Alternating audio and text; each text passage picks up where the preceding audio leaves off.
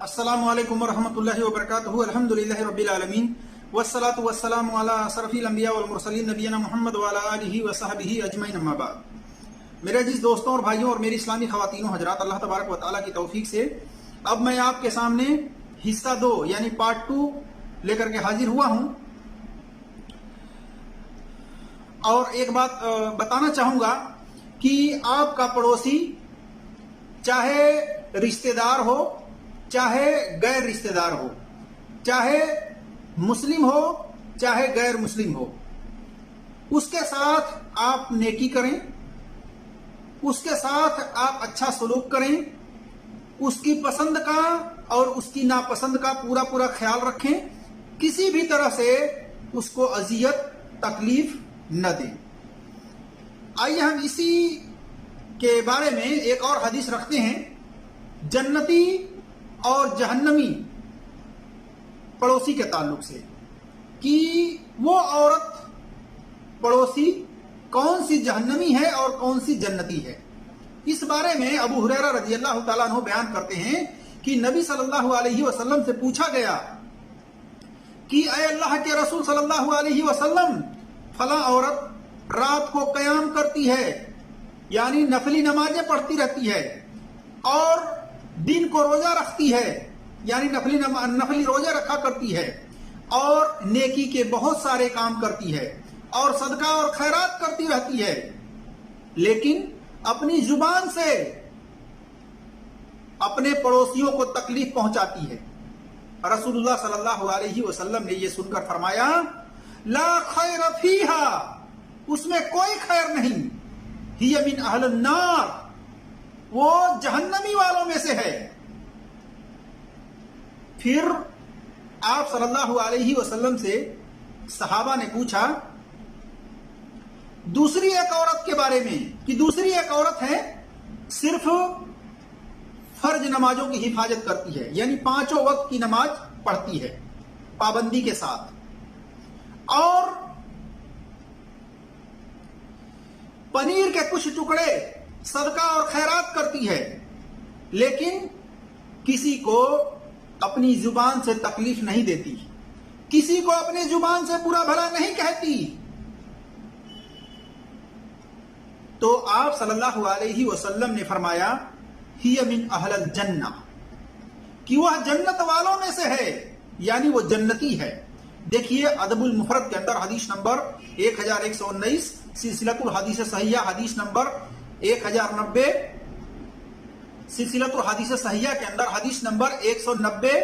اسی طرح سے 2829، اور صحیح الایمان امام بہقی کی حدیث نمبر 9545، اور ابن وہب فی الجامع کے اندر 315 پر، اسحاق بن راہویہ کے اندر حدیث نمبر 293 پر، اور مستدرک الحاکم جلد نمبر 4 صفحہ نمبر 166، اور مسند احمد کے اندر حدیث نمبر 9675، اور صحیح ابن حبان کے اندر حدیث نمبر 2054 پر، اور اس کی سند صحیح ہے۔ تو پتہ چلا اس حدیث سے کہ کوئی بھی عورت متقی پرہیزگار کیوں نہ ہو، عمرہ کیوں نہ کی ہو، حج کیوں نہ کی ہو، لیکن اپنے زبان سے اپنے قریبی یا دور کے پڑوسی کو یا رشتہ دار کو تکلیف دیتی ہے، گالی دیتی ہے، برا بھلا کہتی ہے، غیبت کرتی ہے، تو اس کے اندر کوئی خیر نہیں ہے، بلکہ آپ صلی اللہ علیہ وسلم نے فرمایا وہ جہنمی ہے۔ تو میری اسلامی خواتین و حضرات، آپ اپنے گریبان میں جھانک کر کے دیکھیں کہ کیا آپ اپنے رشتہ دار عورتوں سے، آپ اپنے پڑوس کی عورتوں سے کہیں یہی بدسلوکی تو نہیں کرتی، اس کو اپنی زبان کے ذریعے سے تکلیف تو نہیں دیتی، اس کی غیبت کر کے اس کو اذیت تو نہیں دیتی، کہیں اس کی گالی گلوچ کر کے اس کو اذیت تو نہیں دیتی۔ اپنے ایمان کی حفاظت کیجیے اور جنتی بنیے، جہنمی مت بنیے۔ جیسا کہ اس عورت کا ذکر کیا گیا دوسری عورت کا، کہ وہ نمازوں کی حفاظت کرتی ہے اور کچھ صدقہ اور خیرات کرتی ہے، زیادہ نہیں کرتی ہے نفلی عبادتیں، لیکن اپنی زبان سے کسی کو تکلیف نہیں دیتی ہے۔ آپ صلی اللہ علیہ وسلم نے فرمایا کہ وہ جنتی ہے۔ آج دیکھ لیجیے اپنے معاشرے کے اندر بہت ساری عورتیں ہیں جو عورتوں کی غیبت کرتی ہیں، عورتوں کی برائی کرتی ہیں، عورتوں کو گالی دیتی ہیں۔ اسی طرح سے پڑوسی ہے، پڑوسی کی غیبت کرتی ہیں دوسرے پڑوسیوں سے، ان کی چغلی کرتی ہیں، اور بات بات پہ جھگڑا، لڑائی، گالی گلوچ، یہاں تک کہ ان کے گھر کے سامنے کچرا بھی پھینکتی ہیں، اپنے گٹر کا پانی بھی بہا دیتی ہیں، لڑائی کرنے پہ اتر آتی ہیں۔ ایسی عورتیں اپنے ایمان کی خیر بنائیں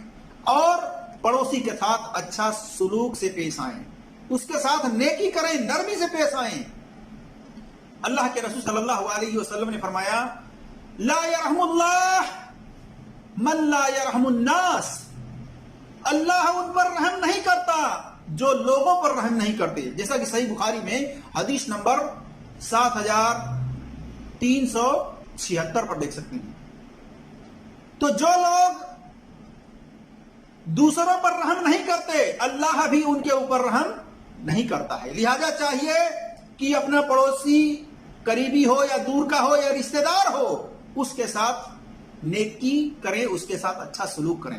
اس کو گالی گلوچ نہ دیں، نہ اس کی غیبت کریں، نہ اس کی برائی کریں، بلکہ یہ سب گندے کاموں سے بچیں تاکہ آپ جنتی بن سکیں، جہنمی نہ بن سکیں۔ اسی طرح سے میرے جس دوستوں اور بھائیوں اور میری اسلامی خواتین و حضرات، رسول اللہ صلی اللہ علیہ وسلم نے فرمایا، اللہ کے نزدیک سب سے بہتر دوست وہ ہے جو لوگوں میں اپنے دوست کے لیے بہتر ہے، اور اللہ کے نزدیک سب سے بہتر پڑوسی وہ ہے جو اپنے پڑوسی کے لیے بہتر ہے۔ دیکھیے سنن ترمذی میں حدیث نمبر 1944 اور المشکات کے اندر حدیث نمبر 4987 اور سنن دارمی میں حدیث نمبر 2442 پر صحیح سند کے ساتھ۔ تو پتہ چلا کہ وہ شخص بہتر ہے جو اپنے دوست کے لیے بہتر ہو، اور وہ پڑوسی سب سے بہتر ہے جو اپنے پڑوسی کے لیے بہتر ہو۔ تو میرے جس دوستوں اور بھائیوں اور میری اسلامی خواتین و حضرات، پڑوسی کے لیے، اور اسی طرح سے دیندار پڑوسی ہے تو آپ خوش نصیب ہیں، اگر بے دین پڑوسی ہے تو پھر یہ سوچئے کہ آپ بہت ہی اس سے زندگی گزار رہے ہیں اذیتوں کے ساتھ، کیونکہ برا پڑوسی یہ جو ہے اگر آپ کو مل جائے تو آپ کی زندگی ازیرن بن جائے۔ لہذا اگر اچھا پڑوسی آپ کو ملا ہے، چاہے غیر مسلم ہو، چاہے مسلم ہو، چاہے رشتہ دار ہو، چاہے غیر رشتہ دار ہو، اگر اچھا پڑوسی ہے تو پھر آپ خوش نصیب ہیں۔ رسول اللہ صلی اللہ علیہ وسلم نے فرمایا، جو شخص اللہ پر اور آخرت کے دن پر ایمان رکھتا ہو وہ اپنے پڑوسیوں کے ساتھ اچھا سلوک کرے، اور اپنے مہمان کے ساتھ اچھا سلوک کرے، اور جب بات کرے تو اچھی بات کرے ورنہ خاموش رہے۔ دیکھیے صحیح مسلم میں حدیث نمبر 48 اور 176 اور 4513 پتہ چلا کہ جو شخص آدمی ہو، چاہے عورت ہو چاہے مرد ہو،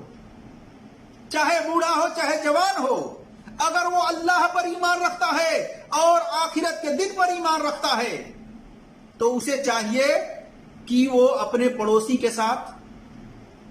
اچھا سلوک کرے، اور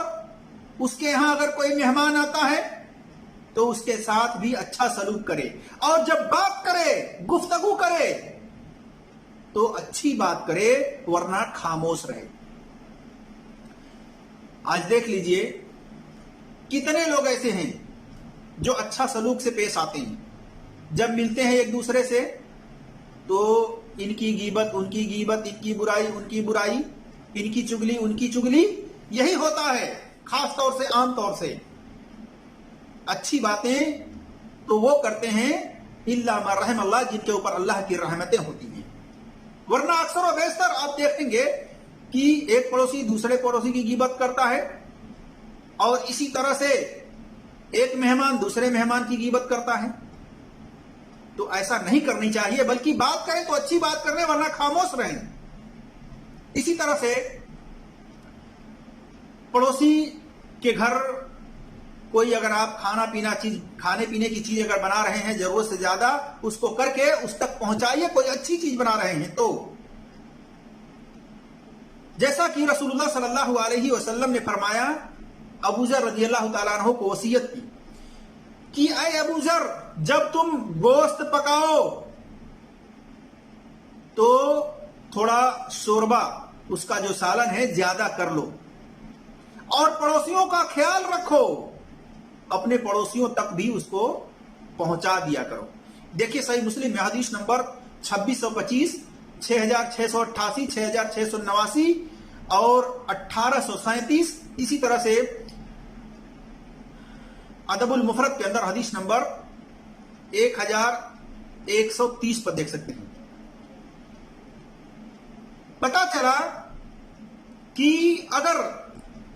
آپ کے گھر میں کوئی اچھی چیز بن رہی ہو، گوشت ہو یا کوئی اچھی چیز اگر بن رہی ہو، اسپیشل چیز، جس کو بنانے کی پڑوسی کی طاقت نہیں ہے، پڑوسی غریب ہے، تو کیا کریں؟ تھوڑا زیادہ کر لیں، سالن ہی صحیح، شوربہ ہی صحیح، تھوڑا زیادہ کر کے اس بیچارے تک بھی پہنچائیں، اس تک بھی اس کو دے دیں۔ یہ آپ صلی اللہ علیہ وسلم کی تعلیم ہے۔ اسی طرح سے عائشہ رضی اللہ تعالیٰ عنہ بیان کرتی ہیں کہ میں نے رسول اللہ صلی اللہ علیہ وسلم سے پوچھا، اے اللہ کے رسول صلی اللہ علیہ وسلم، میرے 2 پڑوسی ہیں، میں ان میں سے کسے تحفہ بھیجوں؟ آپ صلی اللہ علیہ وسلم نے فرمایا، اِلَىٰ أَقْرَبِهِمَا مِنْكَ بَعْوًا، ان دونوں میں سے دروازے کے لحاظ سے جو تمہارے بالکل قریب ہو، زیادہ قریب ہو۔ دیکھیے صحیح بخاری میں حدیث نمبر 2259، اور اسی طرح سے مسند احمد میں جلد نمبر 6 صفحہ نمبر 239 اور جلد نمبر 1 صفحہ نمبر 175، اور سنن ابی داؤد کے اندر حدیث نمبر 5155 وغیرہ پر دیکھ سکتے ہیں۔ تو اس حدیث سے بھی پتا چلا کہ اگر ایک سے زیادہ پڑوسی ہوں اور سبھی کو تحفہ دینے کی طاقت نہ ہو، تو پھر جو سب سے قریب میں ہو، جب سے سب سے زیادہ قریب میں آپ کا پڑوسی ہو،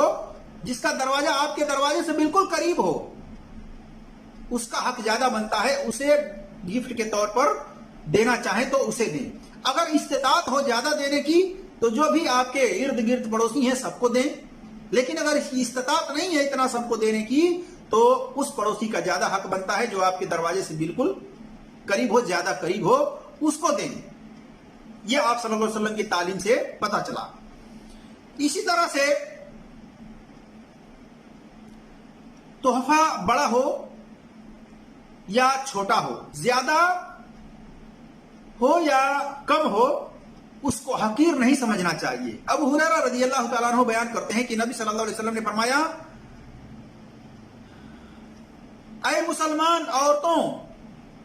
کوئی بھی عورت اپنے پڑوسی کو تحفہ دینے کے لیے کسی چیز کو ہرگز حقیر نہ سمجھے، اگرچہ وہ بکری کا کھر ہی ہو، اگرچہ وہ بکری کا کھر ہی کیوں نہ ہو۔ دیکھیے صحیح بخاری میں حدیث نمبر 2566، 6017، اسی طرح سے صحیح مسلم میں حدیث نمبر 1030، 2379۔ تو پتا چلا کہ اپنی استطاعت کے مطابق تحفہ دینا چاہیے، اور تحفہ جو دیا جائے، چاہے وہ سستا ہو، چاہے وہ مہنگا ہو، چاہے وہ چھوٹا ہو، چاہے وہ بڑا ہو، اس کو حقیر نہیں سمجھنا چاہیے۔ بلکہ تحفہ تو تحفہ ہوتا ہے، لیکن اکثر و بیشتر آپ دیکھیں گے کہ وہ اپنے استطاعت کے مطابق اپنے رشتہ دار کو یا پڑوسی کو اگر وہ تحفہ دیتا ہے تو اس کو دیکھتے ہیں کہ یہ کہیں سستا تو نہیں دیا ہے، دیکھتے ہیں کہیں یہ سب سے گھٹیا تو نہیں دیا ہے، یعنی اس میں نقص نکالتے ہیں، اس کو حقیر سمجھنے لگتی ہیں۔ ایسا کرنے سے آپ صلی اللہ علیہ وسلم نے منع کیا ہے کہ کوئی اگر تمہیں تحفہ دے یا کسی کو تم تحفہ دو، چاہے وہ چھوٹا ہو چاہے وہ بڑا ہو، چاہے وہ سستا ہو چاہے مہنگا ہو، اس کو حقیر مت جانو۔ میرے عزیز دوستوں اور بھائیوں، نہ دینے والے کو حقیر سمجھنا چاہیے اور نہ لینے والے کو حقیر سمجھنا چاہیے، بلکہ اس کو ایکسپٹ کرنا چاہیے، اس کو قبول کرنا چاہیے۔ اسی طرح سے اگر پڑوسی کافر ہو تو اسے بھی تحفہ دینا جائز ہے۔ عبداللہ ابن عمر رضی اللہ تعالیٰ عنہ اپنے غلام سے ایک بکری ذبح کروائے اور انہوں نے کہا کہ جب تم اس سے فارغ ہو جانا تو ہمارے یہودی پڑوسی کو گوشت دے دینا. اور آپ نے یہ حکم 3 مرتبہ دیا. لوگوں میں سے ایک آدمی نے کہا اللہ آپ کی اصلاح فرمائے, یہودی کو دینے کی بات کر رہے ہیں؟ تو انہوں نے کہا میں نے رسول اللہ صلی اللہ علیہ وسلم کو پڑوسیوں کے ساتھ اچھا سلوک کرنے کی اس قدر وصیت فرمائی کہ ہمیں گمان ہونے لگا تھا کہ آپ صلی اللہ علیہ وسلم اسے وراثت میں بھی حصہ دینے لگ جائیں گے, دینے کا حکم دے دیں گے. کہتے ہیں کہ رسول اللہ صلی اللہ علیہ وسلم کو ہم نے سنا پڑوسیوں کے حقوق بیان کرنے کے تعلق سے آپ نے اتنا حقوق بیان کیا کہ ہمیں یہ گمان ہونے لگا کہ کہیں وراثت میں پڑوسیوں کو حصہ دینے کا حکم نہ جاری کر دیں. تو پڑوسیوں کے بہت سارے حقوق ہیں جیسا کہ صحیح حدیث سے ثابت ہیں. آپ دیکھ سکتے ہیں سنن ابی داؤد کے اندر حدیث نمبر 5152, اسی طرح سے سنن ترمذی میں حدیث نمبر 1943, ادب المفرد کے اندر حدیث نمبر 128 105 اور مسند احمد میں حدیث نمبر 6496 اور شعب الایمان کے اندر امام بہقی کی حدیث نمبر 9565 اور ارواء الغلیل کے اندر حدیث نمبر 891 وغیرہ میں دیکھ سکتے ہیں. اس حدیث سے پتا چلا کہ پڑوسی اگر کافر بھی ہو, غیر مسلم بھی ہو, تو اس کے ساتھ اچھا سلوک کرنا چاہیے. صرف مسلمان پڑوسیوں کے ساتھ اچھا سلوک کرنے کا حکم نہیں ہے, بلکہ غیر مسلم پڑوسی اگر ہے تو اس کے ساتھ بھی اچھا سلوک کریں اور جو اس کو پسند ہے اس کے پسند کے مطابق اس کو ہدیہ تحفہ دیں. اور اس طرح سے کھانے پینے کی چیز, اگر وہ بکرے کی گوشت کھانا پسند کرتا ہے, مرغے کی گوشت کھانا پسند کرتا ہے, تو اس گوشت میں سے بھی اس تک ہدیے کے طور پر اس گوشت کو پہنچائیں. اسی طرح سے پڑوسی کی بیوی کی بھی عزت آبرو کی حفاظت کرنی چاہیے, اس کے اوپر غلط نظر نہیں رکھنی چاہیے. اور اس بارے میں ایک بات جان لیجئے کہ پڑوسی کی بیوی سے زنا کرنا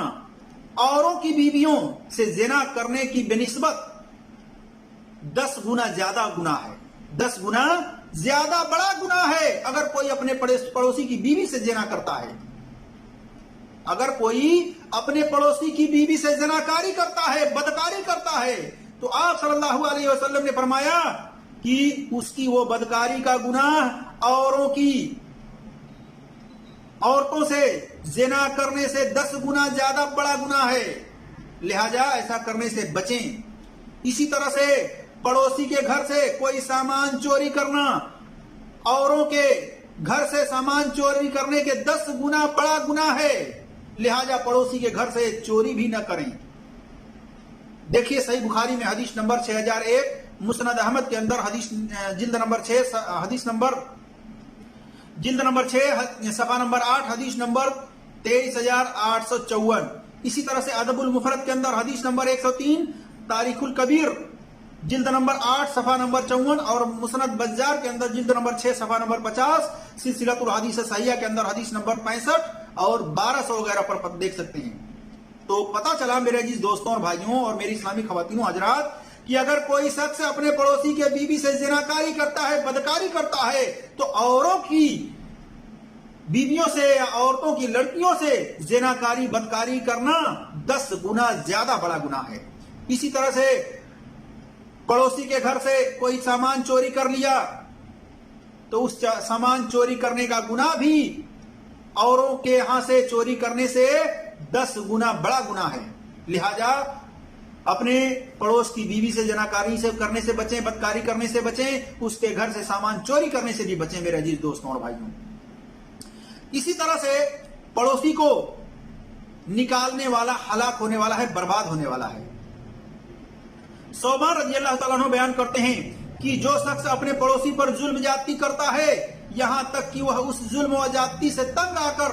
گھر چھوڑنے پر مجبور ہو جاتا ہے, تو وہ شخص یقیناً تباہ و برباد و ہلاک ہونے والا ہے. یعنی وہ ہلاک اور برباد ہو گیا جس نے اپنے پڑوسی کو تکلیف دی کسی بھی ذریعے سے اور اس کی اذیت دینے پر تنگ آ گیا, گھر چھوڑنے پر مجبور ہو گیا, اس بستی کو چھوڑ کر کے چلا گیا،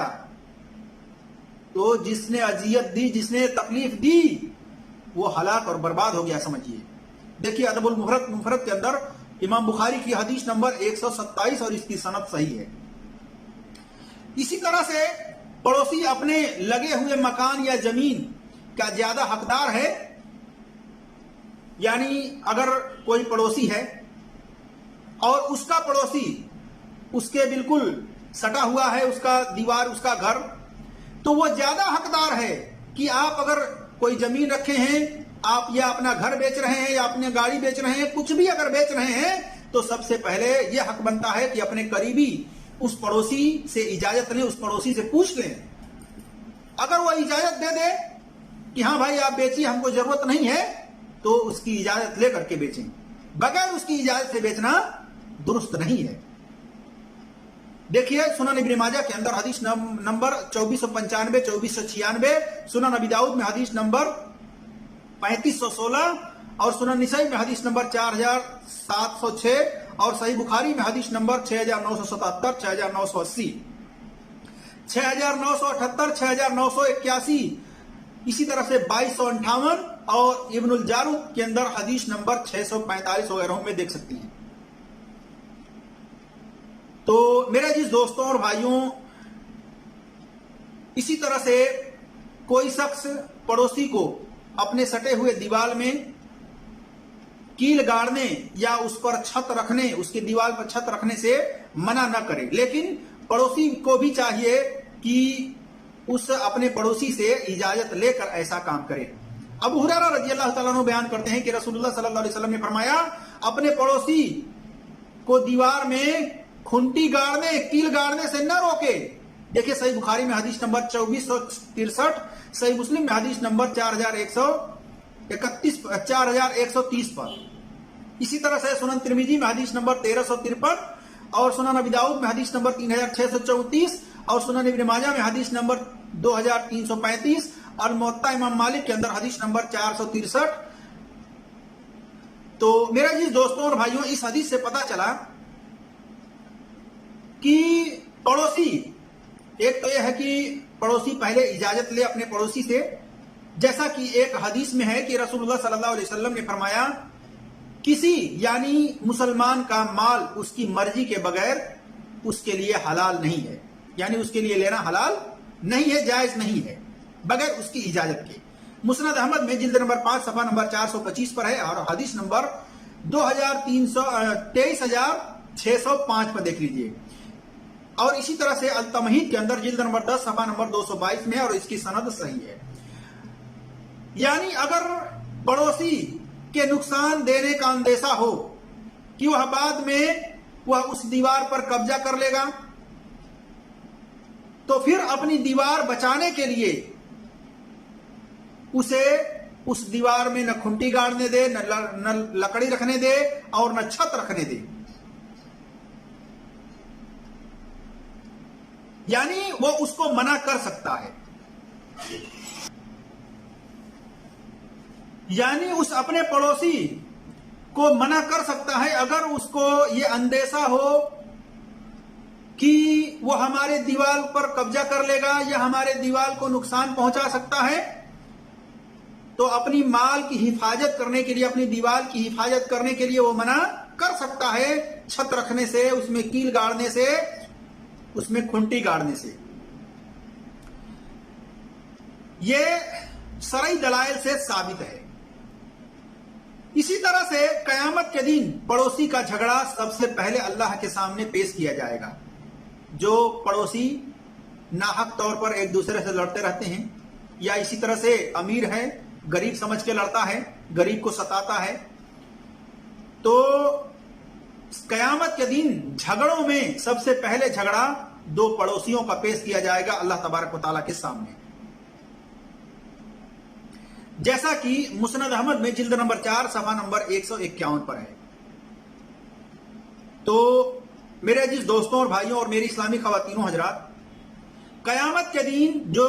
جھگڑا اللہ کے سامنے سب سے پہلے پیش ہوگا، جھگڑوں میں وہ دو پڑوسیوں کا ہوگا۔ لہذا ہمیں چاہیے کہ ہم اپنے پڑوسی سے خامخواہ جھگڑا نہ کریں، بلکہ اصلاح کرنے کی کوشش کریں، چھوٹی چھوٹی باتوں پر لڑائی جھگڑا نہ کریں، ورنہ قیامت کے دن جھگڑوں میں سب سے پہلے جھگڑا پڑوسیوں کا پیش کیا جائے گا اللہ تبارک و تعالیٰ کے سامنے۔ اب دیکھ سکتے ہیں طبرانی کبیر کے اندر جلد نمبر 17 صفحہ نمبر 303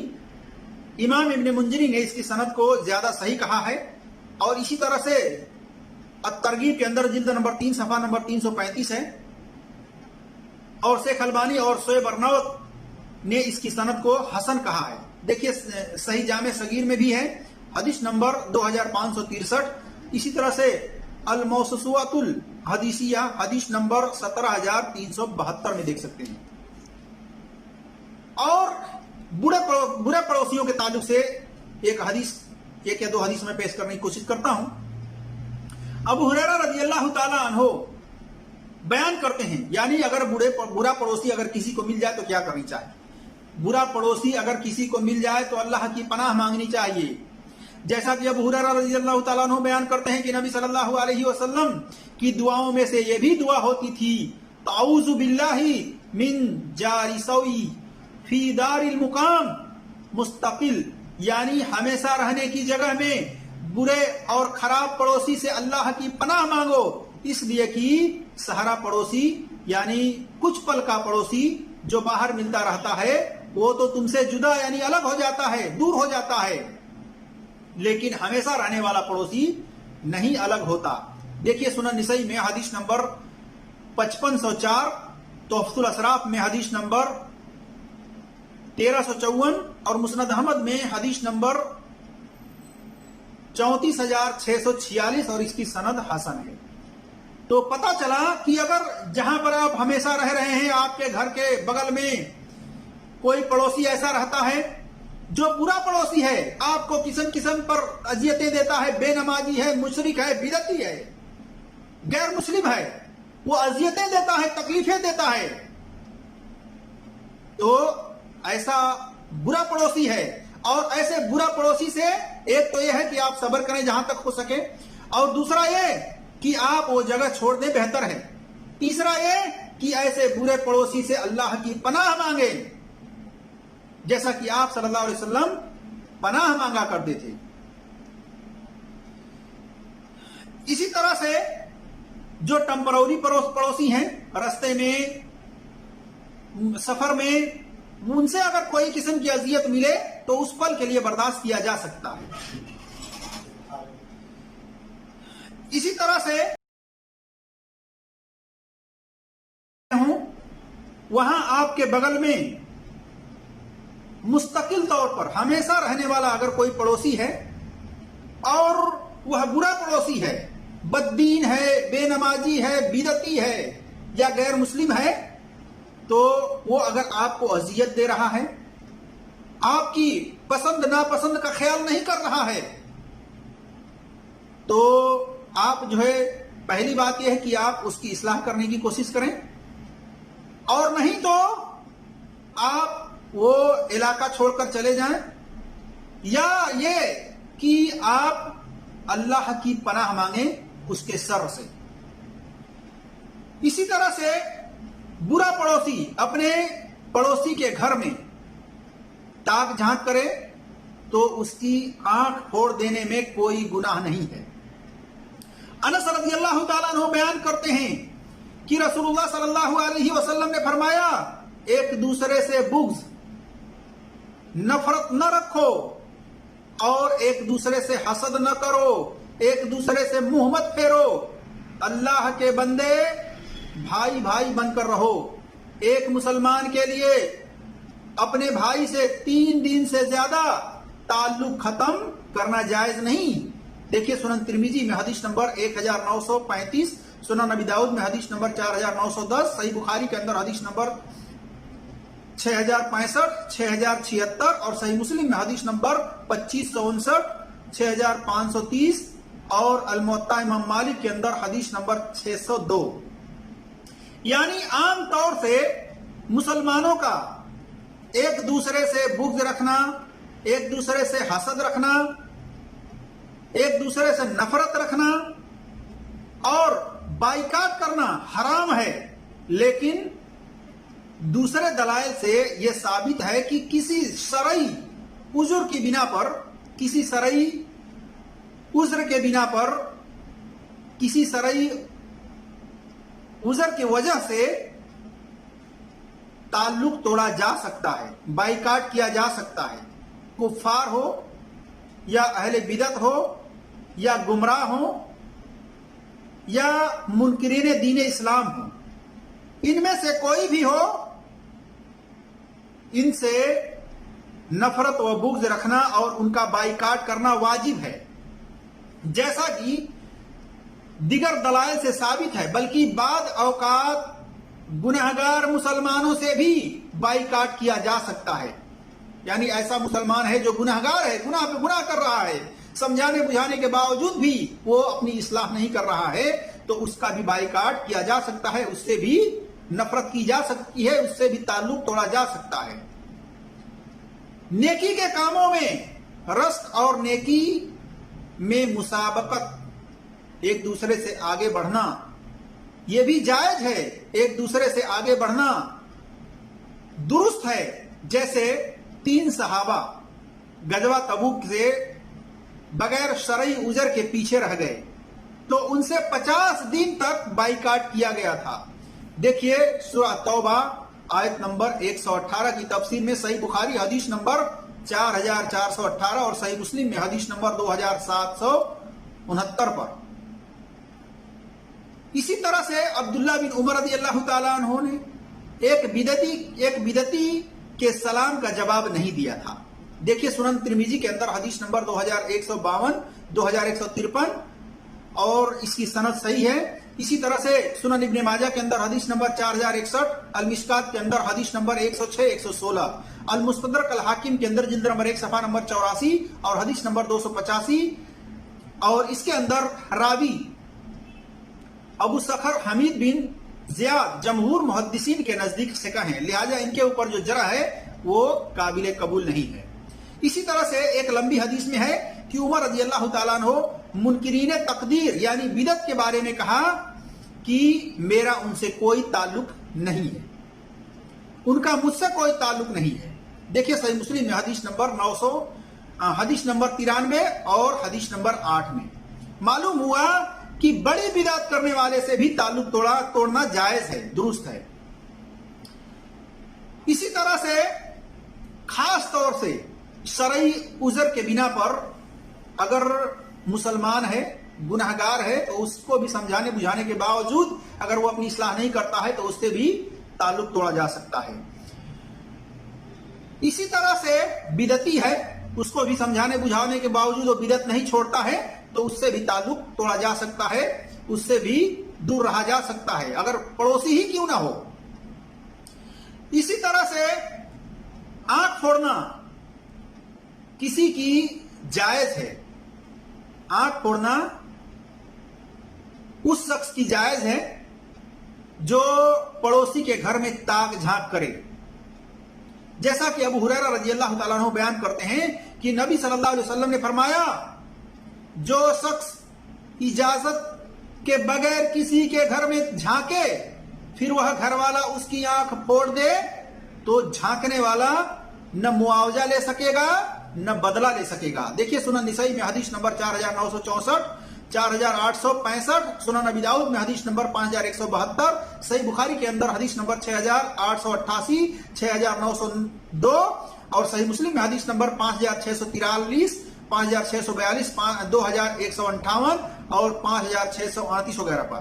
پتہ چلا کہ پرائے گھر میں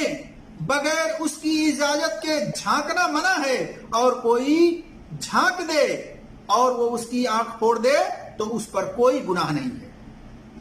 تو میرے عزیز دوستوں اور بھائیوں اور میری اسلامی خواتین و حضرات، جیسا کہ آپ جانتے ہیں اپنے معاشرے کے اندر کہ بہت سارے ایسے پڑوسی ہیں جو ایک دوسرے کے گھر میں تاک جھانک کرتے ہیں کہ دیکھیں اس کے گھر میں کیا ہو رہا ہے، جاسوسی کی نیت سے۔ اور اسی طرح سے بدماش قسم کے بچے ہیں جو آ کر کے خامخواہ طور پر اس کے दरवाजे पे जो बेल लगा हुआ है, बेल आकर के दबा के भाग जाते हैं। इसी तरह से बल्ब लगा हुआ है, बल्ब को फोड़ करके नुकसान पहुंचा करके भाग जाते हैं। तो इस गरज से जो अगर आता है उस के घर के अंदर ताक झांक करता है, दरवाजा फलांता है, दरवाजा तोड़ता है, ताला तोड़ता है, बल्ब तोड़ता है और इस तरह से डोरबेल बजा करके परेशान करता है, तो ऐसे शख्स को मारा जा सकता है, पीटा जा सकता है। और ताक झांक करने वाला जो बगैर इजाजत से उसके घर में ताक झांक करता है, तो उसकी अगर आंख कोई फोड़ दे घर वाला, तो उस पर कोई गुनाह नहीं है। मेरे अजीज दोस्तों और भाइयों, तो मैंने आपके सामने पड़ोसी के हुकूक मुकम्मल तौर पर रखे। अल्लाह तबारक व तआला से दुआ है कि अल्लाह तबारक व तआला हम तमाम मुसलमानों को कुरान और सही हदीस पर अमल करने की तौफीक अता फरमाए और अपने पड़ोसियों के पसंद और नापसंद का पूरा ख्याल रखते हुए उनके साथ अच्छा सलूक करने की तौफीक अता फरमाए। आमीन या रब्बल आलमीन। अस्सलामु अलैकुम व